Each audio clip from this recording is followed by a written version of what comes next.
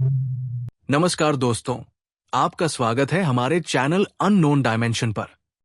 कहानी शुरू करने से पहले आपसे बस एक गुजारिश है। अगर आपको इस तरह की कहानियां सुनना अच्छा लगता है तो चैनल को सब्सक्राइब कीजिए और इस वीडियो को लाइक कर दीजिए। आपका साथ ही हमारी असली हिम्मत है। शहर की चकाचौंध और भीड़ मुझे एक अजीब सी बेचैनी दे रही थी। गांव की सन्नाटे भरी डरावनी रातों के बाद ये शोर, ये हलचल, सब कुछ बेमेल लग रहा था। मैं एक पुराने अपार्टमेंट में रह रहा था, कोशिश कर रहा था कि अपनी जिंदगी को दोबारा सामान्य कर सकूं। पर सामान्य शब्द का अर्थ ही मेरे लिए बदल चुका था। मेरे कंधे पर अब सिर्फ मां बाप को खोने का दर्द नहीं था, बल्कि उस गांव का सच, उन बच्चों की चीखें और शांति दीदी की वो खाली, मृत आंखें भी थी। मैं अक्सर रात को चीख कर जाग जाता। हर छाया मुझे उस नागिन की याद दिलाती। डॉक्टर ने इसे पोस्ट ट्रॉमेटिक स्ट्रेस डिसऑर्डर बताया। मैं जानता था ये उससे कहीं ज्यादा था। ये एक छाप थी जो मेरी आत्मा पर अंकित हो चुकी थी। फिर वो ईमेल आया। एक अजनबी प्रेषक, एक सच्चाई का तलाशकार। विषय था, क्या तुम्हारी लड़ाई खत्म हुई? मेरा दिल एकदम बैठ गया। ईमेल के अंदर कोई लिखित संदेश नहीं था, बस एक फोटो थी। वो फोटो उस गांव की थी जहां से मैं भागा था, और उसमें गांव के बाहर जंगल के किनारे वही औरत खड़ी थी जिसे मैंने गांव छोड़ते वक्त देखा था। उसकी पोशाक अलग थी, पर वही गहरी, जानकारी से भरी मुस्कान। और इस बार वो सीधे कैमरे की ओर देख रही थी, जैसे वो जानती हो कि मैं ये फोटो देखूंगा। उसने मुझे ट्रैक किया था। वे मुझे जानते थे। एक सप्ताह बाद एक पार्सल मिला। उसमें कोई पता नहीं था, बस एक पुरानी चमड़े की जिल्द वाली डायरी थी। वो शांति दीदी की डायरी थी। शायद उसने उसे तहखाने में कहीं छुपा रखा था, जो मुझे नहीं मिला था। उसे किसने भेजा था? काशीनाथ या कोई और? मैंने उसे पढ़ना शुरू किया। शुरुआत के पन्ने काले जादू की मामूली विधियों से भरे थे, पर जैसे जैसे मैं आगे बढ़ा, रहस्य गहराता गया। वो अकेली नहीं थी। वो एक बड़े समूह की सदस्य थी। 7 सहेलियां, 7 तांत्रिकाएं, जो अलग अलग शहरों और गांवों में फैली हुई थी और एक जाल की तरह काम करती थी। उनका एकमात्र उद्देश्य था एक विशेष शक्ति को प्राप्त करना, जिसके लिए उन्हें 7 विशेष बाल आत्माओं की आवश्यकता थी। शांति दीदी की नागिन उनमें से सिर्फ पहली थी। डायरी के आखिरी पन्नों में एक नाम और पता था, अंतरा, और एक शहर का नाम जहां मैं अभी रह रहा था। अंतरा उन 7 सहेलियों में से एक थी, और मैं अनजाने में उसके ही शहर में आ बसा था। यह कोई संयोग नहीं था, मुझे यहां लाया गया था। मेरे मन में सवाल उठे। उस फोटो और इस डायरी को भेजने वाला कौन था? क्या वो मेरी मदद करना चाहता था, या वो मुझे एक नई लड़ाई में धकेल रहा था? एक रात मैं अपने अपार्टमेंट की खिड़की से बाहर देख रहा था। सामने वाली इमारत की छत पर मुझे एक स्त्री की आकृति दिखाई दी। वो काले कपड़ों में थी, और उसके पैरों के पास एक छोटी सी चमकती हुई आकृति थी, एक और बाल आत्मा जिसके हाथ बंधे हुए थे। वो स्त्री मेरी ओर देख रही थी। फिर उसने धीरे धीरे हाथ उठाकर एक इशारा किया, एक ऐसा इशारा जो चुनौती और स्वागत दोनों का संकेत था। वो अंतरा थी, और वो जानती थी कि मैं यहां हूं। मैंने खिड़की का पर्दा खींच दिया। मेरे हाथ कांप रहे थे। मैं फिर से उसी डर और अनिश्चितता में डूब गया था जिससे मैं बचना चाहता था। पर इस बार डर के साथ साथ एक और भावना जाग रही थी, क्रोध। वे मुझे खेल का मोहरा समझते थे। वे सोचते थे कि मैं एक भयभीत शिकार हूं जो भागकर छिप गया है। उस रात मैंने फैसला किया, मैं नहीं भागूंगा। शांति दीदी को मैंने अकेले ही हराया था। ये डायरी, ये चुनौती, ये एक संकेत था। शायद यही मेरी नियति है। शायद मुझे ही इस पूरे नर्क का अंत करना है। मैंने अपनी टेबल के दराज से वो लोहे की कील निकाली जो काशीनाथ ने मुझे दी थी। मैंने उसे अपने पास रख लिया। फिर मैंने अपने लैपटॉप पर उस पते को खोजना शुरू किया जो डायरी में लिखा था। अंतरा का पता एक आलीशान बंगला था, शहर के सबसे अमीर इलाके में। एक नई लड़ाई की तैयारी शुरू हो चुकी थी, पर इस बार मैं अंधेरे में नहीं था।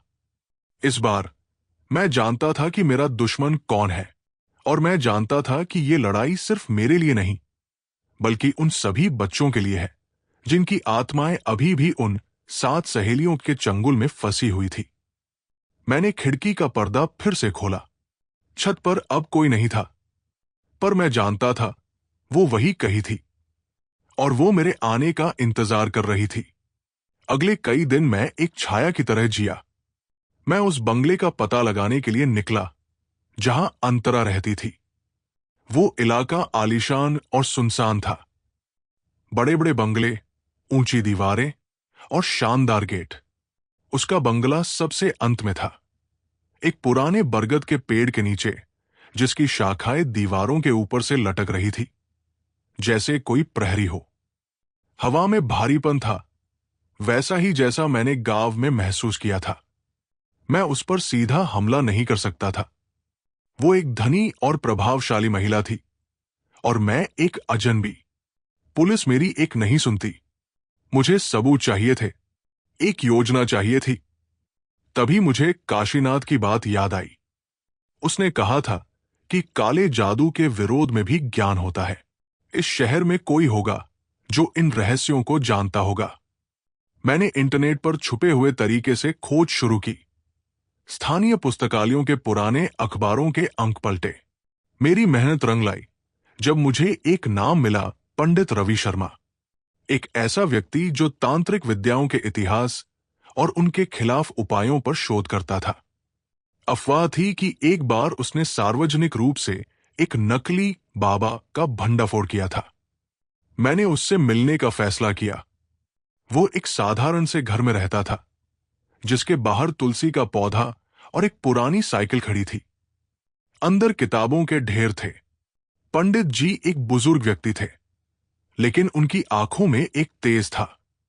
मैंने अपनी पूरी कहानी सुनाई, गांव की घटना, शांति दीदी, नागिन और अब अंतरा और 7 सहेलियों का रहस्य। मैंने उन्हें वो डायरी दिखाई। वो लंबे समय तक चुप रहे, फिर बोले, तुम्हारी हिम्मत की प्रशंसा करनी चाहिए बेटे। तुमने एक युद्ध लड़ा जिसे दुनिया नहीं मानती, और अब तुम दूसरे युद्ध की तैयारी कर रहे हो। उन्होंने डायरी के उन पन्नों को ध्यान से देखा जहां 7 सहेलियों का जिक्र था। यह बहुत पुराना और खतरनाक समूह है। उन्होंने कहा, इनका उद्देश्य सिर्फ शक्ति पाना नहीं है। किंवदंतियों के अनुसार वे एक विशेष रात्रि पर एक ऐसा अनुष्ठान करना चाहती है जो उन्हें अमरत्व का दरवाजा खोलकर देगा, और इसके लिए उन्हें 7 विशेष बाल आत्माओं की आवश्यकता है। 7 अलग अलग प्रकार की पीड़ा से उत्पन्न आत्माएं। शांति दीदी की नागिन उनमें से सिर्फ एक थी, विरहण की आत्मा। मेरे रोंगटे खड़े हो गए। बाकी 6 अन्य 6 अलग अलग शहरों में छुपी हुई है। अंतरा उनमें से एक है। वो भ्रम की आत्मा को बांधती है जो अपने पीड़ितों को उनके अपने दिमाग के भीतर कैद कर देती है। उन्होंने मुझे एक पुरानी पांडुलिपि दिखाई जिसमें उस समूह का सच्चा उद्देश्य लिखा था। अगर वे सफल हो गए तो न केवल वे अमर हो जाएंगी, बल्कि उनकी शक्ति से ये पूरा क्षेत्र एक रोगग्रस्त भूमि में बदल जाएगा। अंधकार ही अंधकार छा जाएगा। मैंने उनसे पूछा, मैं क्या कर सकता हूं? मैं अकेला हूं। पंडित जी ने एक छोटी सी पीतल की झंझी मेरे हाथ में रखी। ये लो, ये घंटी स्मृति है।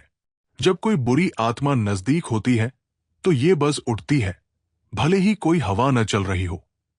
ये तुम्हें चेतावनी देगी। और दूसरा, तुम अकेले नहीं हो। उन्होंने मुझे एक नाम और पता दिया, राणा। एक ऐसा युवक जिसकी बहन कई साल पहले रहस्यमय परिस्थितियों में गायब हो गई थी।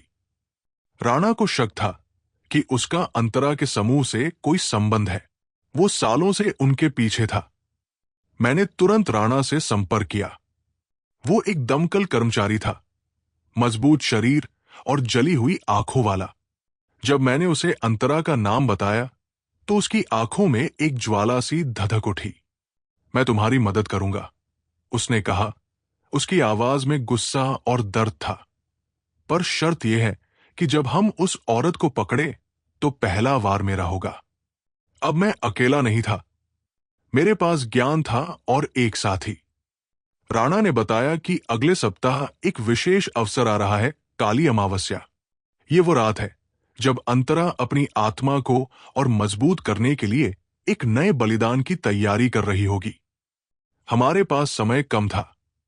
हमें उस बंगले के अंदर का पता लगाना था, उसके तहखाने का, जहां वो अपना काला कर्म करती होगी। राणा ने दमकल विभाग के अपने अनुभव का इस्तेमाल करके बंगले के ब्लूप्रिंट ढूंढने का वादा किया। उस रात जब मैं सोने की कोशिश कर रहा था तो मेरी जेब में रखी वो पीतल की झंझी अचानक बज उठी। एक हल्की, सुरीली पर डरावनी आवाज। मेरा दिल दहल उठा। मैंने खिड़की की ओर देखा। वहां सड़क के दूसरी ओर एक लैंप पोस्ट के नीचे एक छोटी सी लड़की खड़ी थी। उसने एक सफेद फ्रॉक पहना हुआ था और वो एक गुड़िया के साथ खेल रही थी। पर उसकी आंखें पूरी तरह से काले रंग की थी। वो मेरी ओर देख रही थी और मुस्कुरा रही थी। फिर उसने अपनी उंगली उठाकर मुझे अपनी ओर बुलाया। ये अंतरा की आत्मा थी, भ्रम की आत्मा, और वो मुझे बुला रही थी। मैंने पर्दा खींच दिया, लेकिन उसकी हंसी की आवाज मेरे कानों में गूंजती रही। लड़ाई की घोषणा हो चुकी थी। इस बार दुश्मन और भी खतरनाक और मायावी थी। उस रात के बाद मैं और राणा पूरी तरह सतर्क हो गए। वो लड़की जिसे मैंने सड़क पर देखा था, वो केवल एक दृष्टि नहीं थी, वो एक चेतावनी थी। अंतरा जानती थी कि मैं यहां हूं और वो मुझे डराने की कोशिश कर रही थी। पंडित जी की दी हुई झंझरी अब अक्सर बज उठती, खासकर रात के समय, जब शहर की रोशनियां धुंधली पड़ने लगती। राणा ने दमकल विभाग के अपने कनेक्शन से उस बंगले का पुराना नक्शा ढूंढ निकाला। हैरानी की बात थी, नक्शे में तहखाने के नीचे एक और स्तर दिखाया गया था, एक गुप्त कोठरी। ये शायद वो जगह थी जहां अंतरा अपनी भ्रम आत्मा को बांधकर रखती थी। हमें अंदर जाना होगा, राणा ने कहा। उसकी आंखों में अपनी बहन को ढूंढने की बेचैनी साफ झलक रही थी। लेकिन सीधे नहीं, वो तुम्हारा इंतजार कर रही होगी। हमारी योजना थी कि काली अमावस्या से एक रात पहले हमला करेंगे, जब शायद वो अनुष्ठान की तैयारी में इतनी व्यस्त होगी कि हमारे आने की उम्मीद नहीं करेगी। पर अंतरा की शक्तियां हमारी सोच से कहीं ज्यादा भयानक थी। अगले दिन जब मैं सब्जी लेने बाजार जा रहा था, तभी अचानक आसपास का सब कुछ धुंधला हो गया। लोगों के चेहरे विकृत होने लगे, उनकी आवाजें लंबी और डरावनी हो गई। मैंने अपने हाथों को देखा, वे सिकुड़ रहे थे, एक बच्चे के हाथों जैसे होते जा रहे थे। आसपास की इमारतें ढहने लगी और मैं खुद को उसी गांव के बंगले के सामने खड़ा पाया जहां शांति दीदी रहती थी। ये सब इतना वास्तविक लग रहा था। मैंने अपने गाल पर चुटकी काटी, दर्द हुआ। ये कोई सपना नहीं था, ये भ्रम की आत्मा का हमला था। अर्जुन, एक मीठी, बच्चों जैसी आवाज ने मेरा नाम पुकारा। मैंने मुड़कर देखा, वही लड़की सफेद फ्रॉक में बंगले के दरवाजे पर खड़ी थी। खेलते हैं? मेरा दिल जोरों से धड़कने लगा। मैंने पंडित जी की झंझरी निकाली। वो बज उठी, लेकिन उसकी आवाज दूर और दबी हुई थी, जैसे पानी के अंदर से आ रही हो। तुम यहां फंस गए हो, लड़की ने कहा और मुस्कुराई। उसकी आंखों के काले शून्य में कोई हरकत हुई और अचानक मैंने स्वयं को उसी तहखाने में पाया जहां शांति दीदी मरी पड़ी थी। उसका शव अब सिर उठाकर मेरी ओर देख रहा था। मैं चीखना चाहता था, पर आवाज नहीं निकल रही थी। मैंने अपनी जेब में रखी लोहे की कील को पकड़ा। उसे छूते ही एक झटका सा लगा और वो दृश्य एक पल के लिए धुंधला गया। ये काम कर रहा था। मैंने अपनी आंखें बंद कर ली और दोहराने लगा, ये सच नहीं है, ये सच नहीं है। मैंने पंडित जी द्वारा बताए एक सरल मंत्र को याद किया। जब मैंने आंखें खोली तो मैं बाजार की एक गली में जमीन पर बैठा हुआ था। लोग अजीब निगाहों से मुझे देख रहे थे। मेरा शरीर पसीने से भीगा हुआ था। मैं तुरंत राणा के पास पहुंचा। जैसे ही मैंने अंदर कदम रखा, राणा ने मेरी ओर देखा और चौंक गया। तेरा चेहरा, तू बिल्कुल बदल गया है, उसने कहा। मैंने आईने में देखा। मेरे चेहरे पर बुढ़ापे की झुर्रियां साफ दिख रही थी, जैसे मैंने 10 साल की उम्र एक ही दिन में निकाल ली हो। भ्रम की आत्मा ने न सिर्फ मेरे दिमाग बल्कि मेरे शरीर पर भी हमला किया था। अब और इंतजार नहीं, राणा ने दृढ़ता से कहा, आज रात ही जाना होगा। हमने अपनी तैयारी पूरी की। राणा के पास दमकल की वैन तक पहुंच थी, जो हमें बिना किसी शक के उस इलाके में जाने का बहाना दे सकती थी। हमारे पास रस्सियां, टॉर्च और अन्य जरूरी सामान था। रात को जब पूरा शहर सो रहा था, हम उस आलीशान इलाके में पहुंचे। अंतरा का बंगला अंधेरे में एक विशाल सोई हुई राक्षसी जैसा लग रहा था। पंडित जी की झंझरी लगातार हल्की सी झंझाहट कर रही थी, चेतावनी दे रही थी कि बुरी शक्ति नजदीक है। हमने दीवार पार की और पिछले हिस्से में उसी गुप्त दरवाजे की तलाश शुरू की जिसका जिक्र नक्शे में था। तभी राणा ने एक झाड़ी के पीछे जमीन में एक जंग लगा हुआ लोहे का हैच दिखाया। यही रास्ता था। हमने हैच खोला।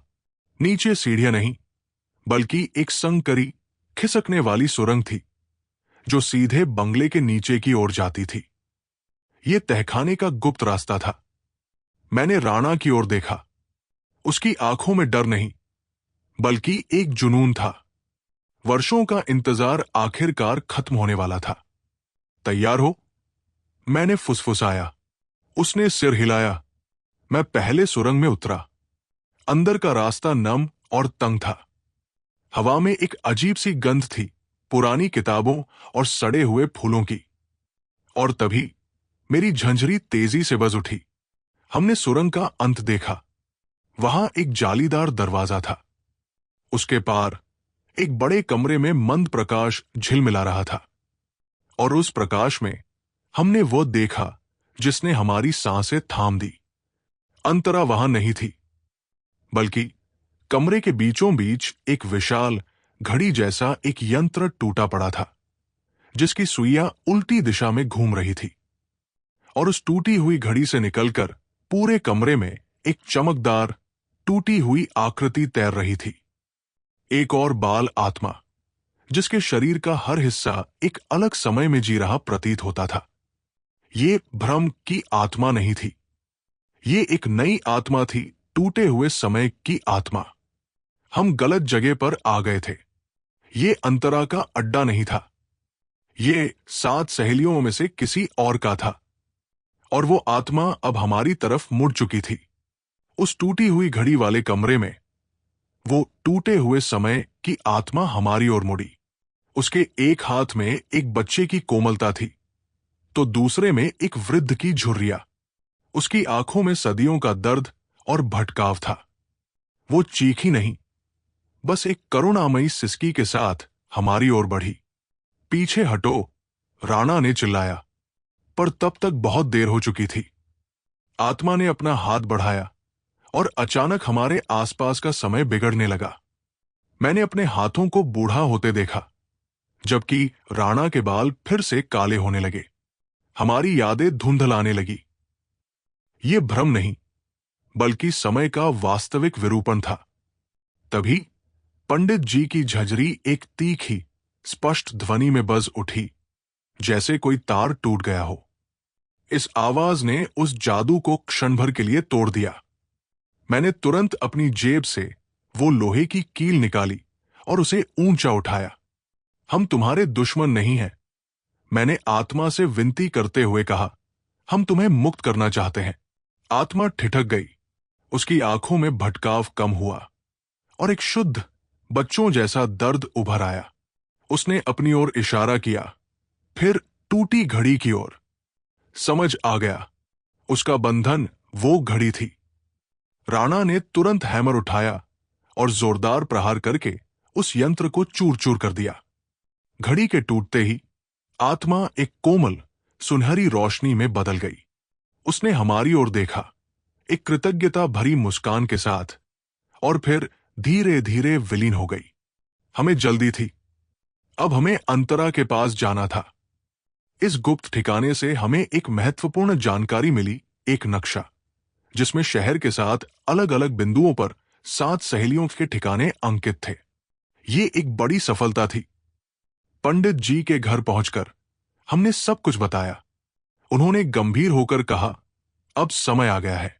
काली अमावस्या की रात आज ही है। अगर हम आज रुके तो अंतरा अपना अनुष्ठान पूरा कर लेगी और फिर उसे रोक पाना असंभव होगा। हमें एक साथ ही सभी ठिकानों पर हमला करना होगा। ये असंभव लग रहा था, पर पंडित जी ने अपने विश्वसनीय संपर्कों को बुलाया, कुछ ऐसे लोग जो इस काले जादू से प्रभावित रहे थे या इसके विरोध में थे। हम एक छोटी सी टीम बना पाए, मैं, राणा, पंडित जी और 3 और साहसी लोग। हमने योजना बनाई। हम 6 लोग थे और 6 ठिकाने। पंडित जी ने हम सभी को एक विशेष मंत्र और विधि सिखाई जिससे हम उन आत्माओं के बंधन तोड़ सकते थे। 7वां ठिकाना, अंतरा का बंगला, सबसे खतरनाक था। उस पर हमला करने की जिम्मेदारी मैंने और राणा ने ली। रात ढलते ही हम सभी अपने अपने लक्ष्य की ओर निकल पड़े। मेरी जेब में वो कील थी और दिल में एक ठंडा संकल्प। अंतरा का बंगला आज रात एक अलग ही और छोड़ रहा था। हवा में एक गंदी मीठी सी गंध थी। बंगले के अंदर से एक हल्की डरावनी गुनगुनाहट आ रही थी। हमने गुप्त दरवाजे से प्रवेश किया। अंदर का रास्ता हमें सीधे एक विशाल हॉल में ले गया जो काले रेशमी कपड़ों और जलती हुई मोमबत्तियों से सजा था। हॉल के बीचों बीच अंतरा खड़ी थी। उसने गहरे लाल रंग का वस्त्र पहना हुआ था। उसके सामने एक युवा लड़का बेहोश पड़ा था और उनके ऊपर हवा में वही भ्रम की आत्मा मंडरा रही थी जिसकी आंखें अब पूरी तरह सफेद हो चुकी थी। मैं जानती थी तुम आओगे, अर्जुन, अंतरा ने बिना मुड़े कहा। तुम एक अच्छे पात्र हो। तुम्हारी बलि से मेरी नागिन अमर हो जाएगी। ये खेक अब खत्म होगा। अंतरा, राणा गुर्राया, मेरी बहन कहाँ है? अंतरा ने मुड़कर देखा। तुम्हारी बहन? वो तो बहुत पहले हमारी शक्ति का हिस्सा बन चुकी है। ये सुनते ही राणा की सारी सहनशीलता टूट गई। वो दौड़ता हुआ अंतरा की ओर बढ़ा, पर अंतरा ने अपना हाथ उठाया और राणा अचानक रुक गया। उसकी आंखों में भ्रम और डर घुल गया। वो अपने चारों ओर कुछ ऐसा देख रहा था जो हमें दिखाई नहीं दे रहा था। अंतरा ने मुझे देखकर मुस्कुराया। अब देखते हैं तुम्हारा दिमाग कितनी जल्दी टूटता है। मैंने अपनी कील ऊंची की और मंत्र बोलना शुरू किया। ओम त्र्यंबकम यजामहे। आत्मा हमले के लिए झपटी, पर मैं तैयार था। मैंने कील से उसके मार्ग को रोका। कील और आत्मा के बीच एक नीली चिंगारी उछली। आत्मा पीछे हट गई। उसके चेहरे पर पीड़ा थी। राणा, मैंने चिल्लाया, ये सच नहीं है, लड़ो। पर राणा अपनी दुनिया में खोया हुआ था। अंतरा ने खंजर उठाया और बलि देने के लिए आगे बढ़ी। मैंने देखा, उसकी कलाई में वही काले रंग का धागा बंधा था। मैंने सारा साहस जुटाया। मैंने आत्मा को अनदेखा करते हुए सीधे अंतरा पर हमला किया। मेरा लक्ष्य सिर्फ वो धागा था। हमारी भिड़ंत हुई। वो मंत्रोच्चारण कर रही थी और मैं पंडित जी द्वारा सिखाए गए मंत्र को दोहरा रहा था। आखिरकार मैंने एक मौका पाकर अपनी कील से उसके हाथ पर वार किया। वो धागा टूट गया। एक जोरदार धमाका हुआ। भ्रम की आत्मा जो राणा को घेरे हुए थी अचानक मुक्त हो गई। उसने एक चीख मारी, लेकिन ये चीख दर्द की नहीं बल्कि मुक्ति की थी। उसने अंतरा की ओर देखा और फिर शांति दीदी की आत्मा की तरह वो सीधे अंतरा के शरीर में समा गई। अंतरा की चीख कमरे में गूंज गई। नहीं, ये नहीं हो सकता। वो जमीन पर गिर पड़ी। उसका शरीर एक ऐंठन में सिकुड़ने लगा। उसकी आंखों से खून बहने लगा और उसकी त्वचा पर काले निशान उभर आए। भ्रम की आत्मा ने उसे उसी के जाल में फंसा दिया था। वो अपने ही डर और पागलपन में खोकर चीखती रही जब तक कि उसका शरीर शांत नहीं पड़ गया। राणा होश में आ गया। वो हाफ रहा था। उसकी आंखों में आंसू थे। खत्म हो गया, आखिरकार खत्म हो गया। हमने उस बच्चे को बचाया और पुलिस को बुलाया। हमारी टीम के अन्य सदस्यों ने भी सफलतापूर्वक शेष 5 ठिकानों पर छापा मारा और वहां की आत्माओं को मुक्त किया। 7 सहेलियों का अंत हो चुका था। कुछ हफ्तों बाद मैंने और राणा ने पंडित जी के साथ एक छोटी सी शांति की रस्म अदा की। उन सभी बच्चों की आत्माओं की शांति के लिए जो इतने वर्षों से बंधी हुई थी। राणा ने अपनी बहन के लिए एक स्मारक बनवाया। उसके चेहरे पर अब शांति थी। उसने कहा, अब वो सचमुच आजाद है। मैंने एक नौकरी ढूंढ ली, एक छोटे से शहर में। इस बार मैं भागकर नहीं, बल्कि एक नई शुरुआत करने आया था। एक रात मैं अपनी छत पर खड़ा चांद को देख रहा था। हवा साफ थी। हवा में कोई भारीपन नहीं था। पंडित जी की झंझरी महीनों बाद पूरी तरह खामोश थी। मैंने गहरी सांस ली। मुझे पता था कि दुनिया में अभी भी अंधेरा है, पर मैंने अपनी लड़ाई जीत ली थी। मां बाप की मौत का दर्द अब भी था, पर उसके साथ ही एक सुकून भी था कि मैंने कई और लोगों को उसी दर्द से बचाया था। मैं अंदर आया और दरवाजा बंद कर दिया। ये कोई डर से भागना नहीं था, बल्कि अपने घर में सुरक्षित प्रवेश था। आखिरकार अंधेरे का सामना करने के बाद ही उजाले का सही मूल पता चलता है। और आज की रात चांद की रोशनी पहले से कहीं ज्यादा सुंदर और शांतिपूर्ण लग रही थी। तो दोस्तों, वीडियो पसंद आए तो लाइक करें, सब्सक्राइब और बेल आइकन दबाना ना भूलें।